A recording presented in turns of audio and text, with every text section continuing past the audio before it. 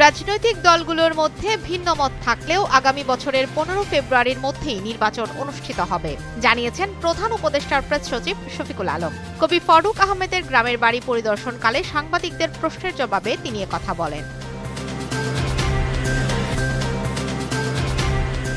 জাহাঙ্গীরনগর বিশ্ববিদ্যালয় কেন্দ্রীয় শিক্ষার্থী সংসদ নির্বাচনে হল সংসদের ভোট গণনা চলছে। ভোট গ্রহণ শেষ হওয়ার 17 ঘণ্টা পর 17টি হল সংসদের ভোট গণনা শেষ হয়েছে। নির্বাচন কমিশনের কার্যালয় থেকে এ তথ্য জানা গেছে। চট্টগ্রামের মিরসরাইয়ে সড়ক দুর্ঘটনায় বাবা মেয়ের মৃত্যু হয়েছে। একই দুর্ঘটনায় আহত হয়েছেন আরও 4 জন। সকালে ঢাকা চট্টগ্রাম মহাসড়কের উপজেলার ঠাকুরদিঘি এলাকায় দুর্ঘটনা ঘটে।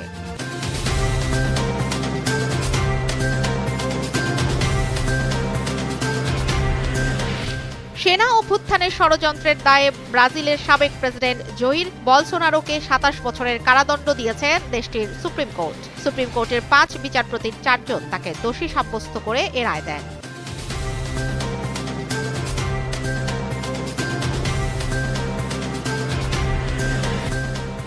এশিয়া কাপে নিজেদের প্রথম ম্যাচে হংকংকে 7 উইকেটে হারিয়েছে বাংলাদেশ। প্রতিপক্ষের দেয়া 144 রানের লক্ষ্যে 14 বল হাতে রেখেই জয় তুলে নেয় লাল সবুজের প্রতিনিধিরা।